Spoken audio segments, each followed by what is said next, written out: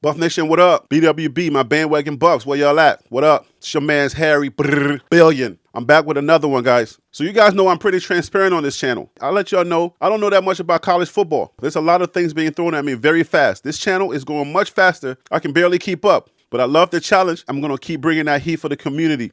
Now, because of this whole Deion thing, I got to know a lot more. And I got to do a lot of research. And I got to learn fast. Because the information comes fast. And you guys are searching everywhere trying to find information. I hope that this channel can provide that information for you. It's happening very fast. And I'm doing my best to try to keep up. The landscape of college football and college sports has changed. So here we are. We're learning a whole lot of things very fast. You're hearing a lot of terminology thrown at you fast. I'm hoping to be the guy to give you all the information, add a little bit of entertainment for you so that you can learn, especially while you're enjoying the game. So here we are today. Ever since this whole Deion thing broke out and everybody started talking all over TV, all over the sports channels, we keep hearing the phrase transfer portal, NIL. All of these things keep coming out. I'm like, what are they talking about? So I said, all right, cool. You know what? Let me do a little bit of research and see what I can find out. I did that. Here's the information. I understand a lot of y'all may already know this stuff. So y'all are very versed in college sports, but there's a lot of us that are new to all of this stuff. All right? There's half of this stuff I have no idea what's going on. I don't know the terminology. As soon as you say something, I'm like, huh? If I'm going to be driving this wagon, this bandwagon Buff, okay, I want y'all to be the most informed and the most ready to go fans come game day. So I said, okay, let me educate my people. Let me get us in the know. So hopefully this information is helpful. We about to get busy.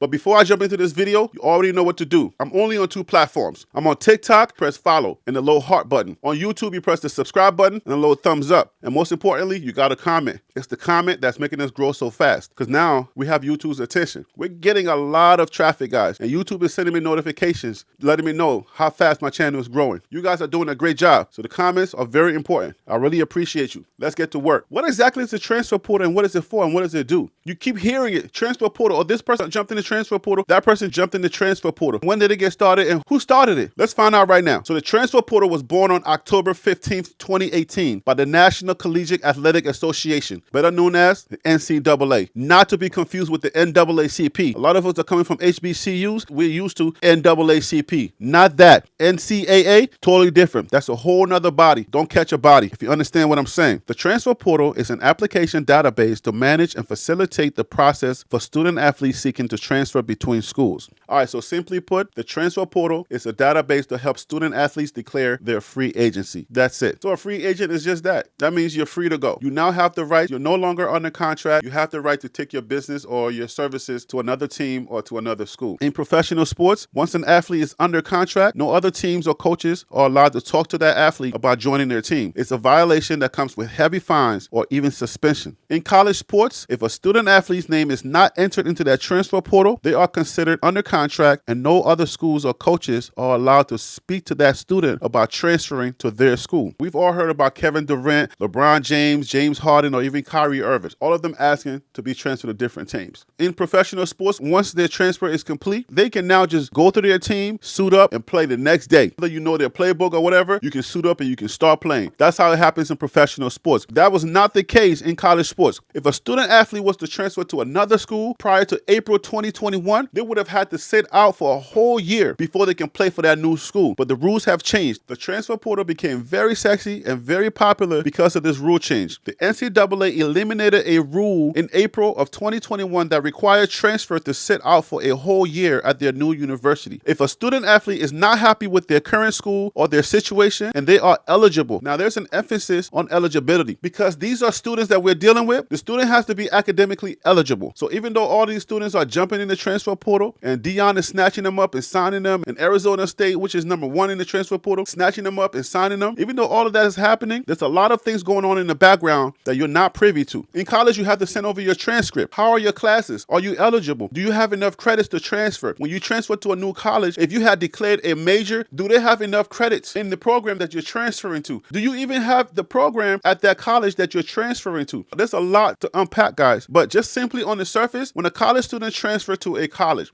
they have to be academically eligible. You have to have the credits. You have to have the grades. You can't just be a bad student, but a really dope player and just transfer to any school. If a student wants to transfer and they are academically eligible, they can put their name into the transfer portal, which would then give other schools and coaches the go-ahead to speak to that student about possibly joining their team, which is happening right now. If a student's name is not in that transfer portal, no other coach coaches are allowed to approach them. Since the rule changed in April of 2021, if a student athlete is eligible, their transcript is good, their grades are good, and everything checks out, once they put their name in there and they get signed, they are eligible to start playing. They don't have to sit out for a whole year like they used to prior to April of 2021. All we're seeing is transfer portal signee. There's a lot of paperwork and a lot of legwork that has to be done. Not every college has the same degree programs or the same programs, so I don't know what's happening in the background. Are some of these athletes actually going into programs that are similar to the other schools that they're going to? Is Travis Hunter going to transfer all of his classes? I don't know. If you are a junior or a senior and you're transferring and you have all of these credits, it's one thing you have to think about also. You have all of these credits and you have that program at that school that you were studying. When you put yourself in the transfer portal, you got to do some research to make sure that they have the program that you were currently in at your current university. They have it over there where you're going. Because if you go to that school and you transfer and they don't have the same program, all of your classes and all of the credits that you've taken may not transfer. So you may have to start fresh. You may have to take extra classes to meet the requirements for that new program. So that's something that we all got to think about. So all of these transfer portal things that is happening, it's not just as simple as, oh, let me just throw my name in there, I get picked up, and then I'm good. No, these are actual life-changing situations. It could mean that you are delayed for another year or 2 years to graduate. If you're not as talented as one of these top players and you're not going straight from college to the pros, you put your name in that transfer, you lose all your credits or you lose half of your credits, you now have to go and take extra classes before you graduate and start your life. Anyways, that's the boring stuff. Nobody wants to none of that stuff. Just put my name in the transfer portal, give me my athlete, that's it. And then another thing that we're not thinking about when it comes to the transfer portal, not every kid is a star. So you throw your name in that transfer portal, you want to leave. You're thinking you're better off throwing your name in that transfer portal so you can get up out of here, you can get claimed. Not everybody that throws their name in that transfer portal gets claimed. There are repercussions and there are penalties and there are prices to pay for throwing your name in that transfer portal. If you throw your name in that transfer portal, you are letting the coach and the athletic department know that you're unhappy with them, you want to leave. So if you throw your name in that transfer portal and nobody claims you out of that transfer portal, you are SOL. You are out of luck. Because now you pretty much burned the bridge. Okay, that's what's happening. You're going to burn the bridge because you're not happy over here, you want to leave. And then when nobody claims you, you want to turn around and come back. If a new girl comes to town and you quickly want to go rush to them and be like,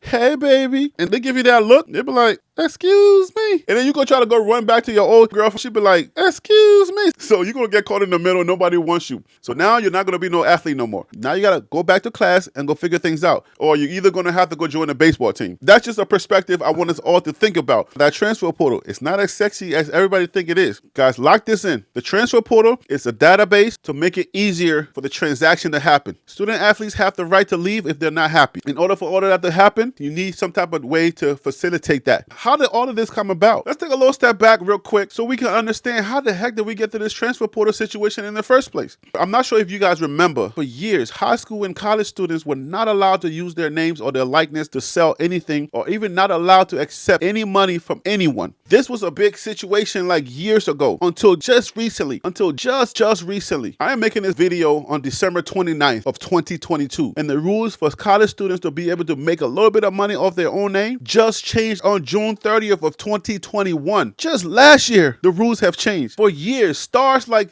LeBron James and the Michael Jordans and the Vince Carters, they were not allowed to make any money off their names. It was really bad. I've heard stories about college students or college athletes not being able to afford food. I'm talking about the top athletes. While the coaches and the universities were making millions and millions of dollars off of the names of these athletes, some student athletes, they have to go to practice right after class or they got to go to the weight room. And then right after practice, they got to go to study hall. They go to study hall to try to maintain their grades in order for them to stay on the team. Now, some of these kids have made millions, so I'm not crying for them, but I'm just trying to give you the reality of college sports. When you go to study hall after practice, after study hall, the cafeteria is closed. So these college students were going from study hall. They can't get no food. They can't afford it. The colleges and the universities are making millions off of these kids' names because guess who's promoting these games? Guess who's promoting the high tickets? Their faces, their jersey numbers, and everything about them.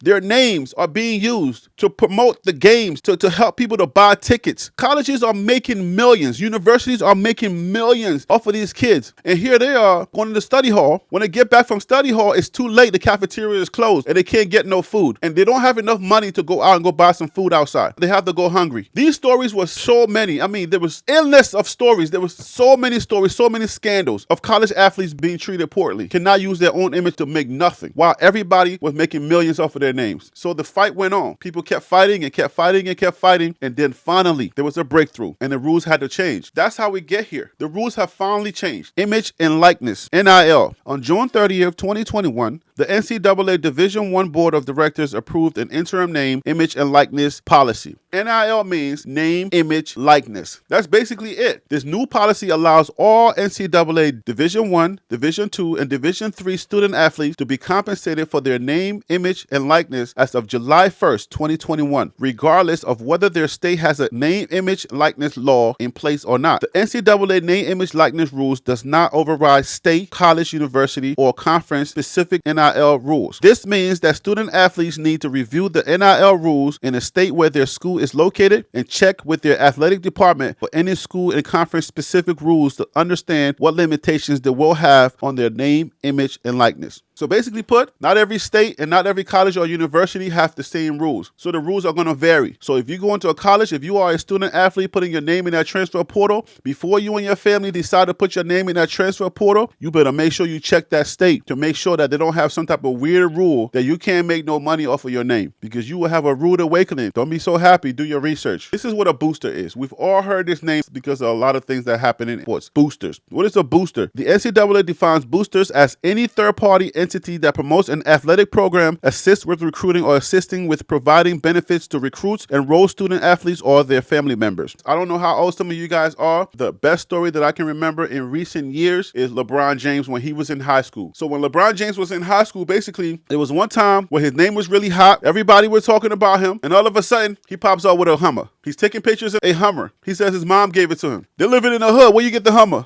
How you get the money for the Hummer? People started asking questions. The mom says, I borrowed the money and I bought the Hummer for my son. Why are you buying your high school son a Hummer? And where you getting the money from? Stop playing with me. If you were like me, you did a little bit of, where she get the money? She in the hood. You eating cereal with water. Why are you playing with me? Boosters are involved in everything. So it could have been where a booster reached out to him and like, yo, I need your son to sign with X, Y, and Z team or X, Y, and Z when he comes out. And I'll give you a little bit of sign right now to give her some money. And she went and bought a Hummer for LeBron James. So boosters were around. LeBron James got some throwback jerseys at the time. A lot of y'all probably don't remember throwback jerseys when they were really hot. Like he got some jerseys that were like almost $800 and something. So people had questions about that. I mean, this was all over the news. So this ain't something new. This is what happened when there's no regulation or people can't use their names and likeness. So boosters would find creative ways to work around the system to try to get money to that athlete. It could have been through a family member, through a coach. We all heard stories about coaches accepting money or accepting perks and gifts and stuff like that from boosters. It was a mess, man. This whole NCAA not helping these students, it was a big mess, like for real. You know, anytime money is involved, there's always going to be scammers, people who try to game the system. Some students, like, they didn't know what was going on. It got so bad that some boosters were just so nasty. They would find a way to get the money to the student or give it to somebody close to them. And then once the college found out or once the NCAA found out, that person became ineligible or they could not play in a championship game or they couldn't go back to the school because they were now deemed a professional athlete. So this whole situation with the name, image, likeness, and the transfer portal, this is a big, major step in the right direction. This right here, this is awesome. This is an attempt to make that whole process transparent. That's why they made it happen. No more backdoor talks. If you are a student athlete and you want to declare your free agency, just go through the process of making sure that you are academically eligible, throw your name in that transfer portal,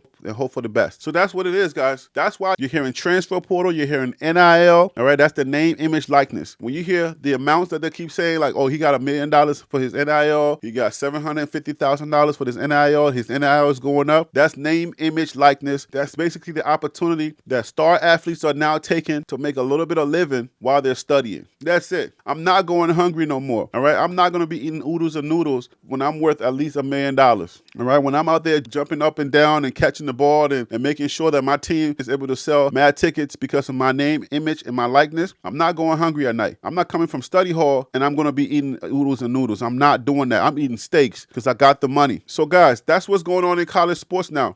There's still some cap on it because you don't really know what's going to happen with these kids. These are still kids, okay? These are still kids. These are not professionals. These are student athletes. I think a lot of us forget that these are student athletes. This is somebody's baby. This is somebody's baby that's in college, still trying to figure their lives out. Mom and dad probably still got to sign some forms for things to be okay. These are 16, 17-year-olds. I know they're good at what they do, and they're jumping high, they're running fast and doing stuff like that. They're 300 pounds and stuff like that, but that's still somebody's little baby. So hopefully this information was able to help you to understand more of the process. Like I said, I'm bringing information to help you to stay informed, to stay in the know, to see what's going on, to understand what's going on so that you can enjoy the game. When the game starts, you're not going to be thinking about all of this stuff. As soon as it says transfer portal, you're going to be right on it. As soon as they say his or her NIL, you're going to already understand what an NIL is. If a kid puts in the work, let's reward that kid with some monetary compensation. It's fair because let's be frank, there's a lot of people that have come from college, gotten hurt, and never saw a professional day in their lives. I'm going to keep digging. I'm going to keep bringing information. And if you appreciate the information, reward it by just commenting. Hit the subscribe button on YouTube. Hit the follow button on TikTok. And if I keep growing, guys, guess what? I keep feeding this nation. I'm Harry B, TLP Sports Club. Bria!